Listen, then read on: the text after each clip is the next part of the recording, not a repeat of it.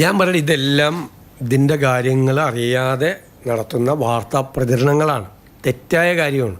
ഗവൺമെൻറ്റിൻ്റെ മുമ്പിൽ പ്രോപ്പറായിട്ടുള്ള ഒരു റിപ്പോർട്ട് വരുന്നതിന് മുമ്പ് ആഭ്യന്തര വകുപ്പിൽ DGPയുടെ അടുത്താണ് അവർ കൊടുക്കേണ്ടത്. ആ റിപ്പോർട്ട് എപ്പോഴാണ് കിട്ടിയത്? എന്താണ്? കഴിഞ്ഞ ആഴ്ച. അത് DGP പരിശോധിച്ച് അത് ആഭ്യന്തര വകുപ്പ് മന്ത്രിയുടെ മുമ്പിൽ വരും. ഞങ്ങൾ ആലോചിച്ച് ആ കാര്യത്തിൽ എന്ത് നടപടി ചെയ്യണമെന്ന് പറയും. ഒരു ഡിലേയും വന്നിട്ടില്ല. അതിൻ്റെ ഇടയിൽ അജിത് കുമാറിന് പ്രമോഷൻ കൊടുക്കാൻ വേണ്ടിയിട്ട് മനഃപൂർവ്വമായിട്ട് ഞങ്ങൾ വൈകി. ഞങ്ങൾക്ക് എന്താ അജിത് കുമാറായിട്ട് ബന്ധം? ഞാനല്ലേ ഏറ്റവും കൂടുതൽ അദ്ദേഹത്തെ വിമർശിച്ച ആൾ.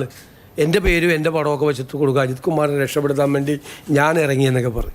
അടിസ്ഥാനരഹിതമായ എത്രമാത്രം വാർത്തകളാണ് വന്നത്. ഈ ഒരു കാര്യം കൂടി, ഇപ്പോൾ ഏതായാലും ഇത്ര നിങ്ങൾ ചോദിക്കാത്തവരാണ് അങ്ങോട്ട് പറയാം. ഞാൻ ചോദിക്കുമെന്ന് വിചാരിച്ചിട്ട് നിങ്ങളാരും മിണ്ടുന്നില്ല. CMDRFനെ കുറിച്ച് വ്യാപകമായ പ്രചരണം നടക്കുക. CMDRF അഴിമതിയാണ്, കഴിഞ്ഞ ഗവൺമെൻറ്റിൻ്റെ കാര്യത്തിൽ ഒന്നും ചെയ്യുന്നില്ല. മുൻ സർക്കാരിൻ്റെ കാലത്ത് 18/5/2021 വരെയുള്ള കുടിശ്ശിക എത്രയായിരുന്നറിയാം? അപേക്ഷകളുടെ 34,661. CMDRFിലേക്ക് ചികിത്സിക്കാൻ അപേക്ഷ കൊടുത്താൽ ഡിലേ വരുമായിരുന്നു. 6 മാസവും 6 മാസത്തിൽ കൂടുതൽ ഡിലേ പിണറായി സർക്കാർ ഇരുന്ന കാലത്തും വരുമായിരുന്നു. ഞങ്ങൾ വന്നതിന് ശേഷം 2 മാസമല്ലേ ആയല്ലോ. ഞങ്ങൾ വന്നതിന് ശേഷം ആ 34,661 അപേക്ഷയിൽ 11,174 ക്ലിയർ ചെയ്തു. ഈ വേഗത്തിൽ ചെയ്തു. ഈ സർക്കാരിൻ്റെ കാലത്ത് പുതിയ അപേക്ഷ കിട്ടിയിട്ടുണ്ട് 23,653. അതിൽ ഞങ്ങൾ 9,726 ചെയ്തു.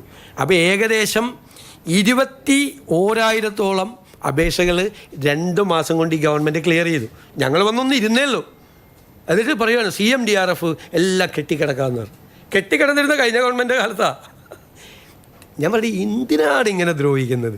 തെറ്റായ വാർത്തകൾ കൊടുത്ത്. ഇനി ആകെ ജനങ്ങൾക്ക് അനുവദിച്ച ചികിത്സാ തുക 24,15,00,000 രൂപ ഇപ്പോൾ കൊടുത്തു കഴിഞ്ഞു. ഓരോ ദിവസവും ചെയ്തുകൊണ്ടിരിക്കുകയാണ്. അത് സ്പീഡാക്കാൻ സ്റ്റാഫ് മറ്റതെല്ലാ സംവിധാനവും ചെയ്തുകൊണ്ടിരിക്കുന്നത്.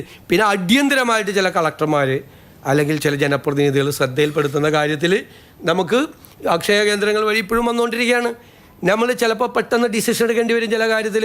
ഇപ്പോൾ വയനാട് മരണമടഞ്ഞ ആളുകൾക്ക് വേണ്ടിയിട്ട് പെട്ടെന്ന് തീരുമാനം മന്ത്രിസഭയിൽ കൊണ്ടുപോയി എടുത്തു.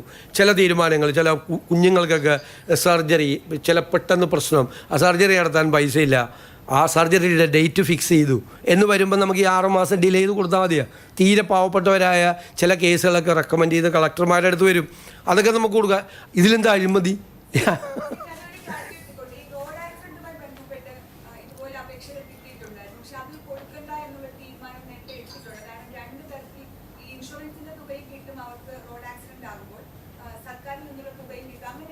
അത് നേരത്തെ തീരുമാനിച്ചതല്ലേ.